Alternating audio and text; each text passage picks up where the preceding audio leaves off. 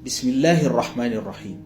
Da yawa daga cikin musulmai sukan shiga cikin kunci da damuwa, amma sukan mance da addu'ar da manzon Allah sallallahu alaihi wasallam ya koyar da mu lokacin da muka shiga cikin kunci ko cikin damuwa.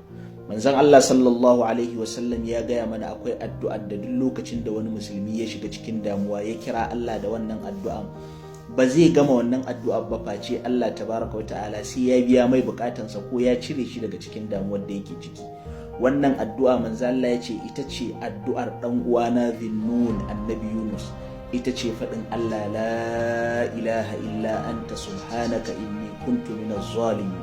Wannan addu'a ta annabi Yunus idan ka duba cikin alqur'ani zaka ga Allah ya ce fastajabna lahu wa najjaynahu minal ghammi wa kadhalika nunjil mu'minin. Haka muka amsa mai addu'a muka kubutar da shi daga cikin kunci, haka za mu yi wa duk mu'minin da ya roƙe mu. Assalamu alaikum.